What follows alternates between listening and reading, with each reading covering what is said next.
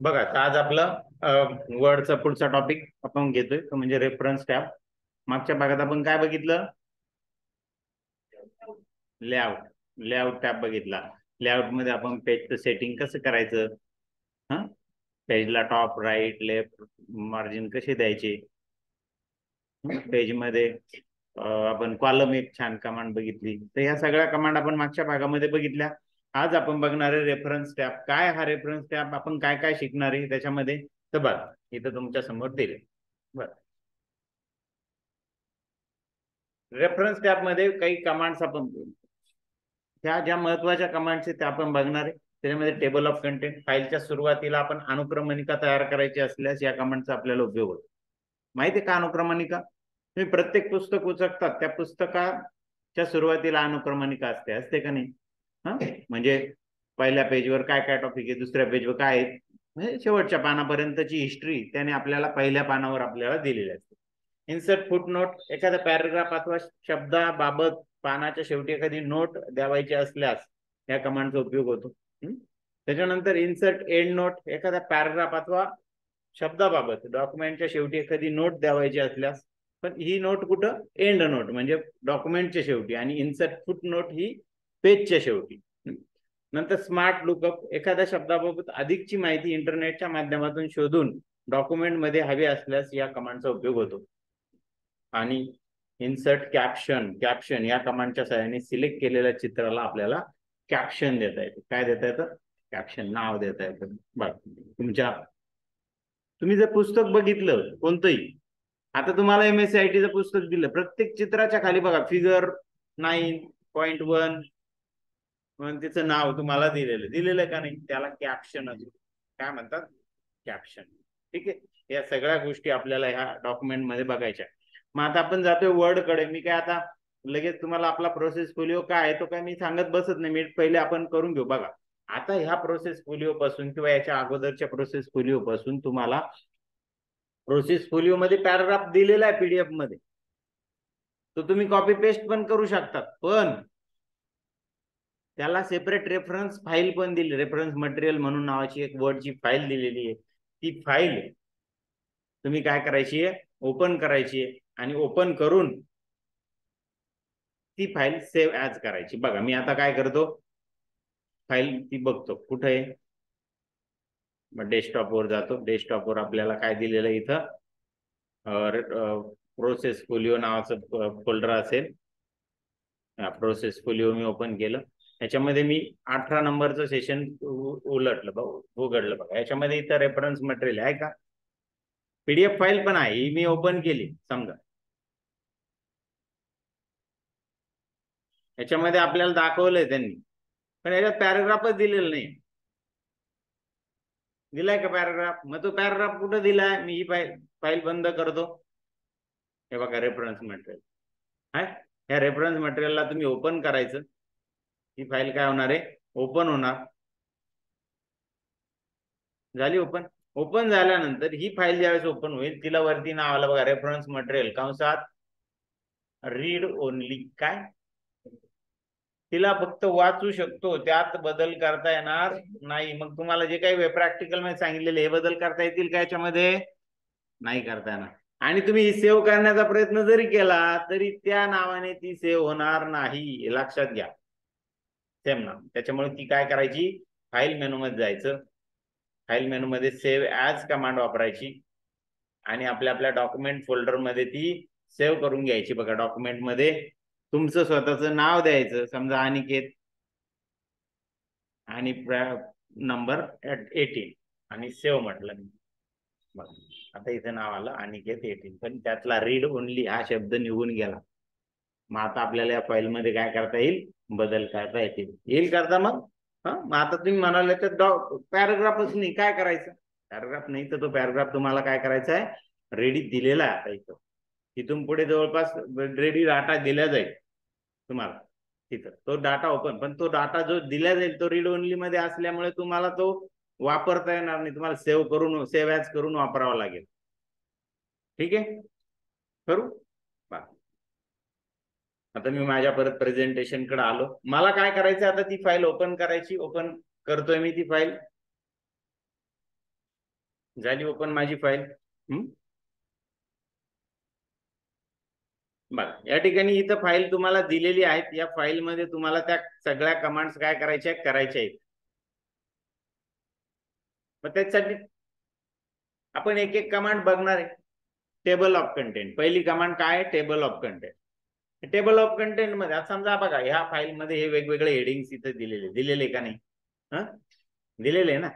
ह्या हेडिंगला मला फॉर्मॅटिंग करायचं तर मी काय करणार? तुम्हाला मी स्टाईल कमांड शिकवली होती का नाही? स्टाईल कमांड याच्यामधून मी छानपैकी त्याला स्टाईल देऊ शकतो. बघा हेडिंग 1 नावाची जी स्टाईल आहे माझी, याला मी सिलेक्ट केलं आणि इथे हेडिंग 1 ला क्लिक केलं. बघा झाले, आले हेडिंग आलं.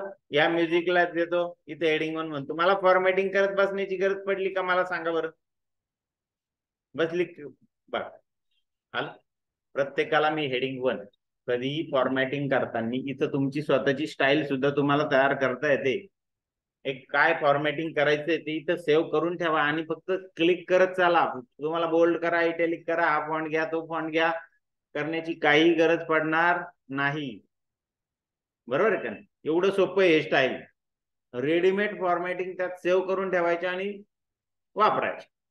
ओके झालं. आता मला इथं टेबल ऑफ कंटेंट तयार करायची.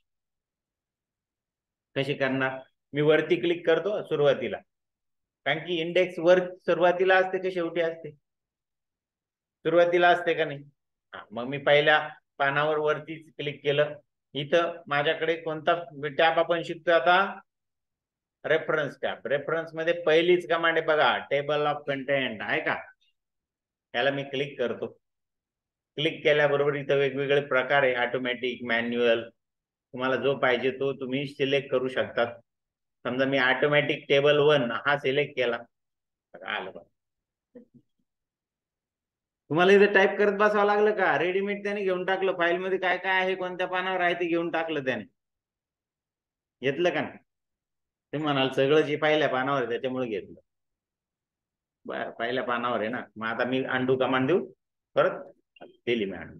मी काय करतो, याला कंट्रोल एंटर देतो किंवा पेज ब्रेक करतो. पेज ब्रेक कुठून करतो आपण? लेआउट मध्ये ब्रेक कमांड आणि इथं पेज ब्रेक. बघा इथं दुसऱ्या पेजवर गेलं.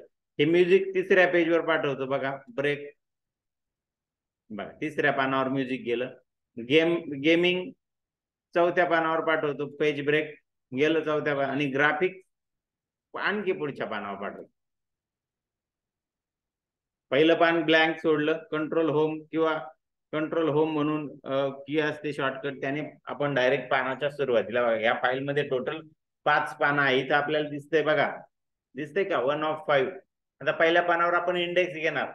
मग मी काय करणार? पुन्हा लेआउट मध्ये जाणार, आपलं रेफरन्स मध्ये जाणार. रेफरन्स मध्ये टेबल ऑफ कंटेंट्स निवडणार आणि टेबल ऑफ कंटेंट्स मध्ये हा टेबल ऑफ कंटेंट्स घेतला. बघा कंटेंट आलं. Movie and film making 2 number, music 3 number, gaming sports 4 number, graphics 5 number. अशा पद्धतीने माझी इंडेक्स इथं काय झाली? तयार झाली. त्या इंडेक्सच्या वेगवेगळ्या पद्धती तिथं त्या वेगवेगळ्या पद्धतीत तुम्ही घेऊ शकतात. बघा पुढे काय? Table automatic table of content 2 या पद्धतीने थोडंसं वेगळं फॉर्मॅटिंग आहे त्याच्यामध्ये, बाकी काही नाहीये.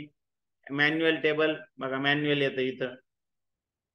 असं नकोय, कारण की असं ह्या समजा आता याच्यामध्ये मॅन्युअल घ्यायचंय तर इथं मग तुम्ही ते डायरेक्ट नाव टाईप करू शकतात. असं मॅन्युअल इथं आले का? ते डायरेक्ट हेडिंग आले का? इथं नाही आले. तुम्ही मॅन्युअली तुम्हाला करायचं असेल तर याचा उपयोग होतो, पण मॅन्युअली आपल्याला करायची गरजच नाही. डायरेक्टली तिथे येतंय. मग म्हटल्यानंतर गरज काय?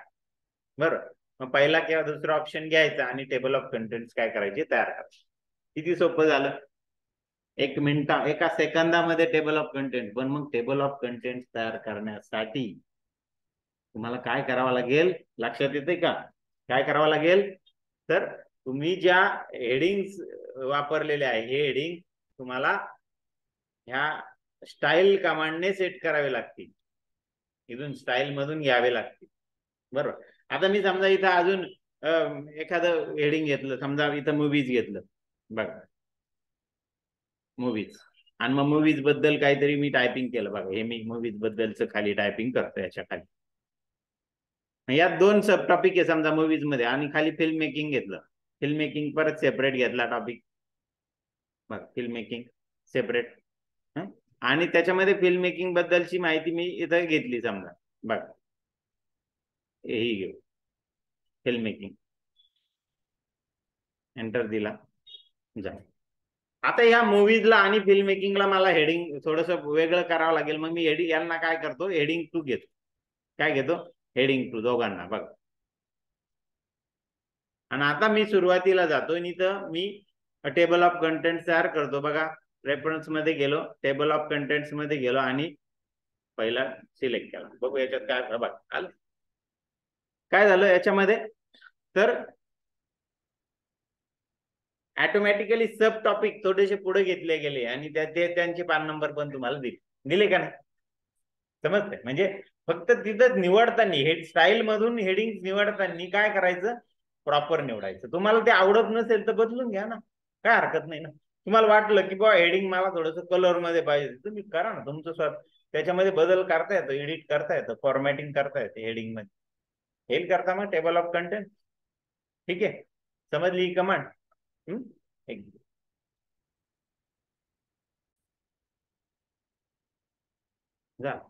अशा पद्धतीने ही टेबल ऑफ कंटेंटची कमांड. आता आपल्याला बघायचं की फुटनोट एंड नोट काय आहे याच्यामध्ये. बघा insert footnote, insert end note ह्या कमांड्स आहे याच्यामध्ये. आता समजा या मूवी शब्दाबद्दल तुम्हाला काही नोट टाकायची खाली, किंवा मग कॉम्प्युटर शब्दाबद्दल कोणत्या एका शब्दाबद्दल तुम्हाला जर काही नोट टाकायची असेल खाली, तर ती तुम्ही नोट खाली टाकू शकतात. कशी टाकायची बघा. आता जी काही नोट टाकायची ती मी थोडीशी कॉपी करून घेतो. हे 2-3 शब्द मला नोट म्हणून मला टाकायचे. समजा कोणत्या याच्यात मूवी शब्दाबद्दल मला टाकायचे. बघा मूवीला मी सिलेक्ट केलं, मूवीला सिलेक्ट करून इन्सर्ट फुटनोट याला मी क्लिक केलं. क्लिक केल्यावर खाली गेलोय बघा, आहे ना. या ठिकाणी मी ते त्या मूवी बद्दल हे 2-3 वर्ड टाईप केले. असं बघा वरती परत पुन्हा इकडे क्लिक केलं, काय झालं. फुटनोट म्हणजे सगळ्यात शेवटी, फाईलच्या शेवटी ती फुटनोट येत असते. एक मिनिट.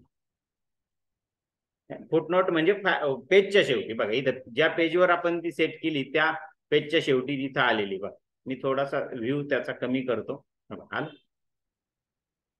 आता ज्याला फुटनोट दिलेली ज्या शब्दाला, त्याच्या तिथं पण आपल्याला काहीतरी साईन दिसेल. बघा कुठं दिली आपण, हे बघ इथं मूवीज या शब्दाला. इथं मूवीच्या तिथं 1 असा आकडा दिसतोय का आपल्याला. तिथं जाऊन थोडी मी थांबले ना तर तुम्हाला दिसतं बघा, ती फुटनोट दिसते का फुटनोट.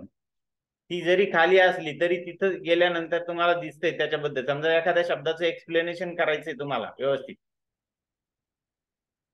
समजा हा फिल्म मेकर आहे, या फिल्म मेकरला तुम्हाला मराठीमध्ये ट्रान्सलेशन लिहून ठेवायचंय तुम्हाला. असं पकडा, त्याला मी सिलेक्ट केलं, इथं इन्सर्ट फुटनोट म्हटलं आणि इथं मराठीमध्ये मी टाईप करतो फिल्म मेकर.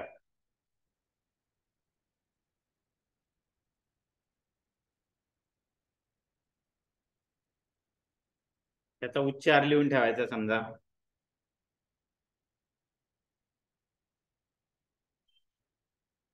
झालं.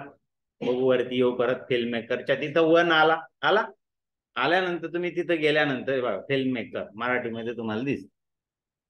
म्हणजे एखाद्या शब्द, आता समजा मी लेक्चर घेतोय आणि लेक्चर घेताना मला फिल्म मेकर बद्दल एक्सप्लेनेशन करायचं. मी ते एक्सप्लेनेशन खाली लिहून ठेवणार आणि त्या शब्दावर फक्त जाणार आणि गेल्याबरोबर मला तिथं त्याच्याबद्दलची माहिती, ऍडिशनल माहिती तिथं मिळणार आणि मी त्या ऍडिशनल माहितीच्या आधारे तुमच्याशी बोलू शकतो, आहे का.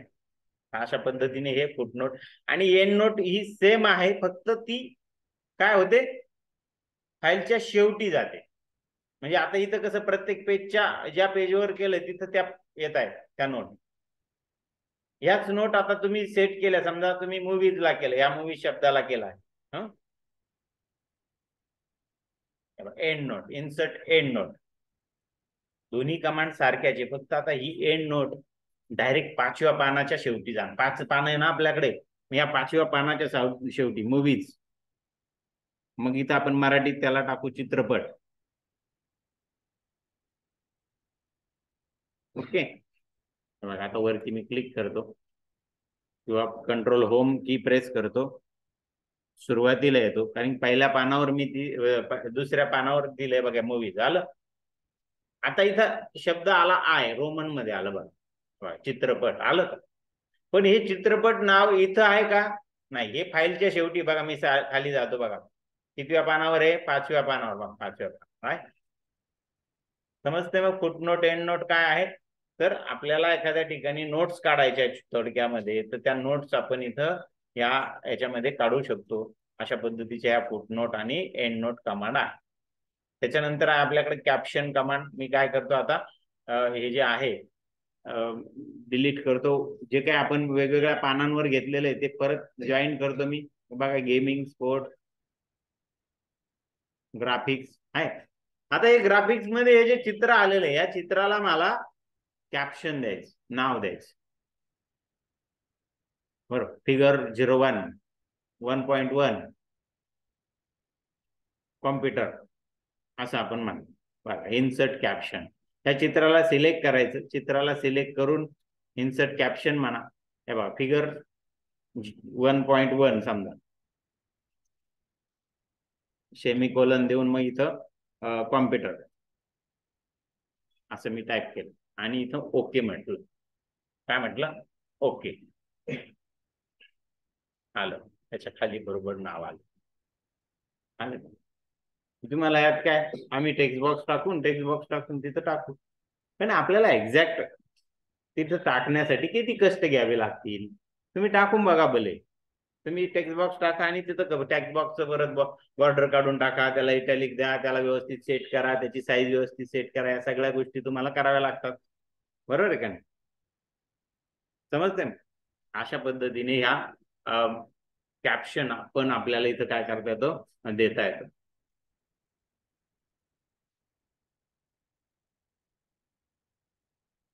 आता table of content, insert footnote, insert end note, insert caption आपण बघितलं. आणि स्मार्ट लुकअप एक आपल्याला बघायचं बाकी राहिलं. स्मार्ट लुकअप, हा काय हे स्मार्ट लुकअप बघू आपण. ना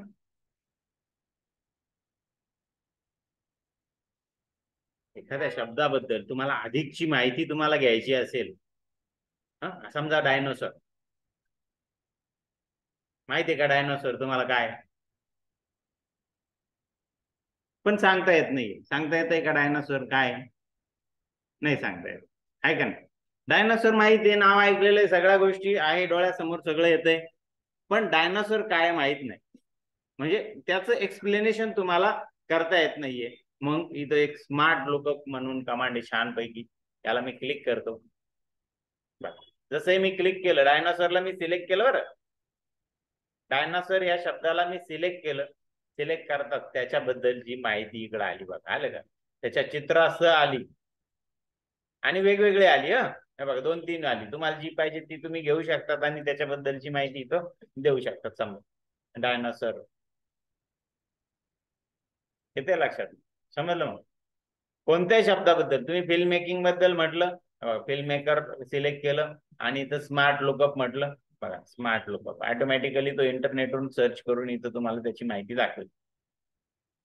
फिल्म मेकिंग, मूवीज बघायचे, समजा मूवीज बद्दल बघायचे, मूवीज जे अवघड शब्द आहे त्याच्याबद्दलच तुम्ही बघणार. एवढे सगळ्या सोप्या शब्दांबद्दल बघा, मूवीज बद्दल बघा. नेटफ्लिक्स ऑफिशियल साईट, या सगळ्या गोष्टी तुम्हाला इथं काय केल्या जातात, दाखवल्या जातात. असा हा रेफरन्स टॅब महत्वाचा आहे. ज्यावेळेस तुम्ही मोठ्या प्रमाणात डाटा टाईप करत असतात, त्या डेटासाठी या गरजेचा असतो, कारण की तिथे नोट्स घ्याव्या लागतात, तिथं काही आपल्याला टेबल ऑफ कंटेंट तयार करावे लागतात. तर या सगळ्या गोष्टीसाठी हा रेफरन्स टॅब आपल्याला काय करतो, कामाला येतो. ठीक आहे. आता याच्यामध्ये आपल्याकडे मी आता क्लोज सेव्ह करतो ही फाईल, पण सेव्ह करण्याच्या अगोदर ती फाईल मला सेव्ह ॲज करावी लागेल. बघा, फाईल मी तुम्हाला सांगितलं, फाईल सेव्ह ॲज कमांड वापरायची. फाईल सेव्ह ॲज आणि कुठं सेव्ह करायची? डॉक्युमेंट फोल्डरमध्ये. डॉक्युमेंटमध्ये तुम्ही तुमचं स्वतःचं नाव द्यायचं. सोपं, पूर्ण असं टॉपिक 1 किंवा सेशन हे असं करत बसू नका. आपलं आपलं नाव, तेजल 1818 जा. आधी तुमचं नाव काय द्यायचं, तर तुमच्या सगळ्या त्यात तेजल नावाच्या पहिले का खाली एक सगळ्या असतील 16, 17, 18, 19 आहे का. ते तुम्ही 16, 17, 18 जर दिलं तर बऱ्याच जणांनी 16, 17, 18 स्टार्ट केलेलं असेल, त्यांच्या पण फाईल तिथं म्हणजे तुमच्या फाईल ऍट ए टाइम एका वेळेस तिथं दिसतील. त्यामुळे पहिले आपलं स्वतःचं नाव आणि मग त्या सेशनचा नंबर तुम्ही टाईप करा, जेणेकरून पटकन तुम्ही ती फाईल काय करू शकाल, बघू शकाल. येईल करता मग. हा करू क्लोज. समजल्या सगळ्या कमांड, काय अडचण याच्यामध्ये. Footnote, end note. हा फुटनोट काय करते, पानाच्या शेवटी नोट्स देते आपल्याला, आणि एंड नोट काय करते, सगळ्यात शेवटी नोट. आणि मग त्या नोट बघायच्या असेल तर तिथं रिमार्क ऑलरेडी आलेला असतो, त्याला फक्त काय करायचं, जाऊन थांबायचं, थांबलं का लगेच त्याच्याबद्दलची नोट. आता ही मी छोटी टाकली, पण मी समजा मोठा एखादा मॅटर टाकला असता फिल्म बद्दल किंवा डायनासोरचं जे काही आपण सर्च केलं, स्मार्ट लुकअप मधून सर्चिंग केलं, ते मी इथं पूर्ण टाकून दिलं असतं, तर मी इथं थांबल्याबरोबर मला डायनासोरची माहिती तिथं काय झाली असती, फ्लॅश झाली असती. बरोबर आहे काय, समजते ना. ठीक आहे, थांबतो मी, क्लोज करतो. बरं, क्लोज करून पुन्हा आपल्या आपल्या प्रेझेंटेशन मध्ये आलो. ज्या काही कमांड आपल्याला बघायच्या होत्या त्या कमांड सगळ्या मी इथं बघितल्या आहे. हा त्याची माहिती पण आहे, तुम्ही घरी जाऊन वहीमध्ये ह्या माहिती लिहून घेऊ शकतात. ठीक आहे, आता प्रोसेस फोलिओ काय आहे ते बघू आपण. आता याच्यामध्ये प्रोसेस फोलिओ काय दिलेलं आहे, काय संदर्भ साहित्य म्हणजेच copy the passage given in the reference material. Reference material मध्ये कॉपी पेस्ट करत बसू नका, तुम्हाला फाईल डायरेक्ट ओपन करा आणि सेव्ह ॲज करा. बरोबर, ती फाईल ओपन करा. ऑलरेडी ती वर्डचीच फाईल आहे का नाही, पीडीएफ फाईल आहे का ती, नाही, वर्डची फाईल तुम्हाला रेफरन्स मटेरियल म्हणून दिलेली. ती फाईल काय करा, ओपन करून ते पेस्ट करा किंवा मग सेव्ह ॲज मारा, सेव्ह ॲज. आणि मग काय दिलेल्या उतार्याच्या प्रत्येक शीर्षक खाली एक लहान परिच्छेद येतो. त्या लहान परिच्छेद सर्व शीर्षकांना स्टाईल ग्रुप मधील हेडिंग 1 वापरा. स्टाईल मधून हेडिंग 1 घ्या. कंट्रोल होम की दाबून सुरुवातीला जा आणि टेबल ऑफ कंटेंट तयार करा. ऑटोमॅटिक टेबल 1 हा टेबल ऑफ कंटेंट तुम्हाला घ्यायचा. त्याच्यानंतर at the beginning of the each heading place the cursor by clicking the mouse and press Ctrl Enter to give a page break.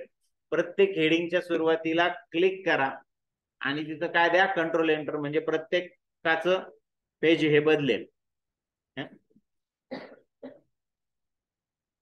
Try different table of content style and give passage use automatic table 2. मग तुम्ही हा जो table of content वापरलाय तो delete करून टाका, दुसरा try करून बघा. Table of content automatic table 2 हा तुम्ही वापरून बघा. इन्सर्ट फुटनोट, फुटनोट इन्सर्ट करा. कोणत्या शब्दाला सांगितलं, insert footnote at the end of the first, पहिल्या पॅराग्राफला. आपण असं काही नाही, एका शब्दाला, पॅराग्राफला पण देऊ शकतो. पॅराग्राफच्या शेवटी कर्सर ठेवा आणि फुटनोट कमांड द्या, आणि फुटनोट काय द्यायची ते पण आपल्याला इथं दिलेलं आहे, लक्षात घ्या. IT is very helpful in movies and film making, अशी फुटनोट आपल्याला तिथं सेट करायची.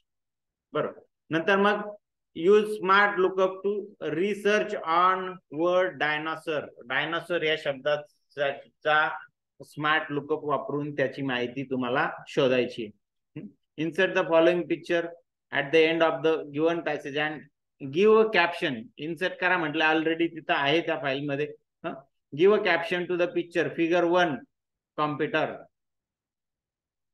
फिगर 1 कॉम्प्युटर, असं हे हेडिंग तुम्हाला तिथं काय करायचंय, द्यायचंय. येईल करता मग एवढं.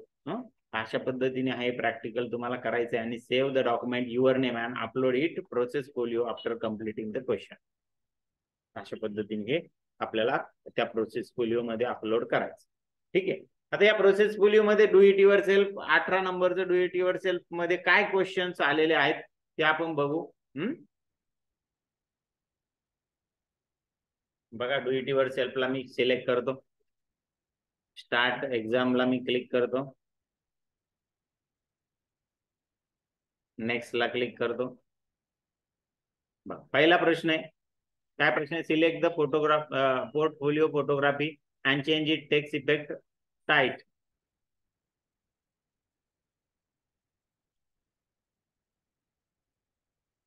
परत वाचू आपण तो प्रश्न. Select the text portfolio photography and change it text effect tight reflection touching. Use home tab font group text effect and या कमांडचा वापर करून आपल्याला काय करायचं इथं त्याला इफेक्ट द्यायचा. बघू कसा इफेक्ट द्यायचा बघू. आता सिलेक्ट करू आपण.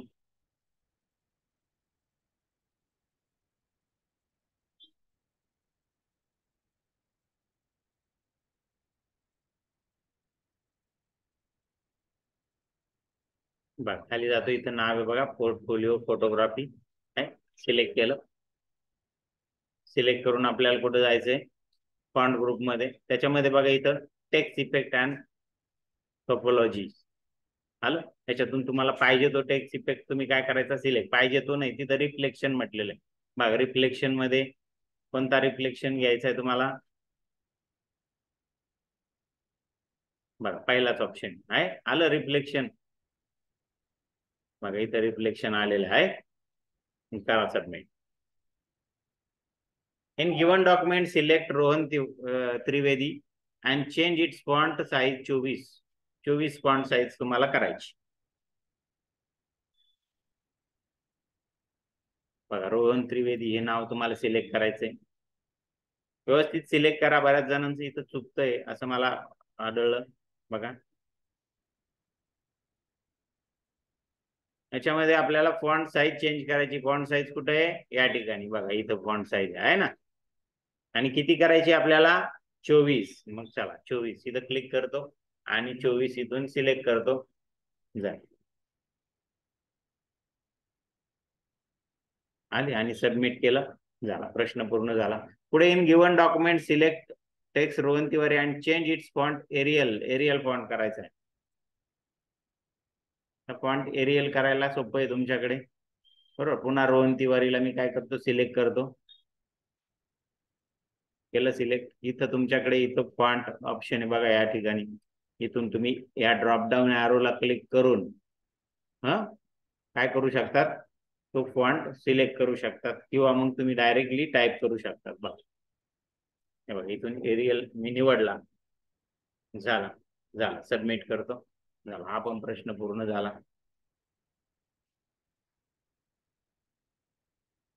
त्याच्यानंतर आहे in given document select text education and change its font colour standard light blue. Light blue colour आपल्याला त्याला द्यायचा आहे.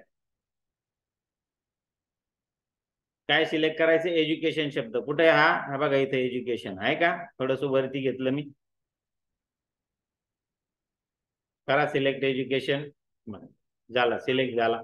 आता त्याला आपल्याला कलर सेट करायचा. कलर कुठे आहे बघा या ठिकाणी कलर आहे ना. आहे का कलर. इथून तुम्ही कलर सेट करू शकतात. करतोय मी क्लिक त्याच्यावर. आणि लाईट ब्ल्यू बघा इथे लाईट ब्ल्यू मी सिलेक्ट केला. आला लाईट ब्ल्यू आणि सबमिट करू. पुढे in given document select text I am रोहनने सिलेक्ट सुरू राहणारी टेक्स्ट सिलेक्ट करायची आणि त्याला 1.5 लाईन स्पेसिंग तुम्हाला सेट करायचे बघा. कुठे टेक्स्ट ही बघा इथं आय एम रोहन आहे का. ही पूर्ण टेक्स्ट तुम्हाला सिलेक्ट करायची इथून तर इथपर्यंत बरोबर. आणि मग लाईन स्पेसिंग कुठे या पॅराग्राफ ग्रुप मध्ये इथं बघा आहे.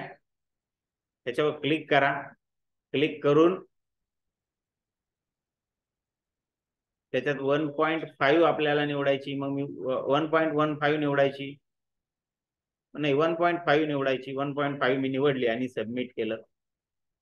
जाईल माझं तो प्रश्न पण काय झाला पूर्ण झाला. अशा पद्धतीने 5ही प्रश्न मी तिथे घेतले आणि ते पूर्ण केले. सबमिट करतोय. ठीक आहे. पुढे आहे सिम्युलेशन क्वेश्चन 18. ह्याच्यामध्ये काय करायचं तुम्हाला लॅब मध्ये जा. सिम्युलेशन क्वेश्चन मी निवडतो इथून. स्टार्ट एक्झाम वर क्लिक केलं. नेक्स्ट म्हणा. आला प्रश्न काय draw the text box in lettered about the given address. खालील ऍड्रेस असणारा टेक्स्ट बॉक्स काय करा ड्रॉ करा आणि त्या टेक्स्टला ग्रीन कलर द्या बघा आहे ना. काय करायचं मग आता इन्सर्ट मध्ये तुम्हाला ड्रॉ करायचं म्हटलं इन्सर्ट मध्ये जावं लागेल. इन्सर्ट टेक्स्ट बॉक्स कुठे आहे बघा, इथं टेक्स्ट बॉक्स आहे. या टेक्स्ट बॉक्सला क्लिक केलं आणि हा सिंपल टेक्स्ट बॉक्स इथून घेतला.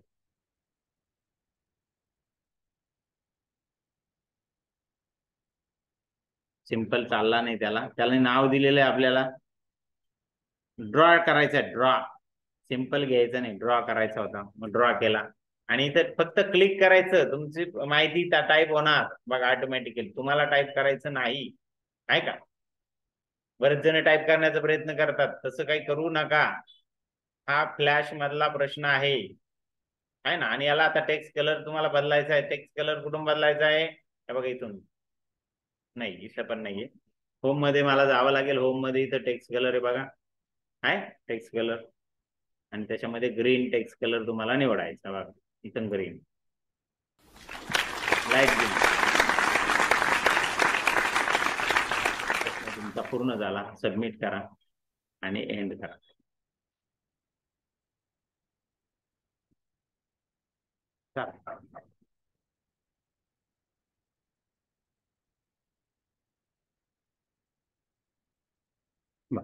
होमवर्क साठी तुम्हाला 69-70 पेज आहे पुढच्या टॉपिक साठी. 68 आणि 70 पर्यंतचे 68, 69, 70 एवढे पानं तुम्हाला वाचायचे, जेणेकरून 18 मध्ये जे प्रश्न येणार आहे तुम्हाला सेशन 18 मध्ये, ते प्रश्न तुम्हाला काय करता येणार आहे. नाही ऑलरेडी 18 चालू आहे बरं, हे 18 साठी आहे.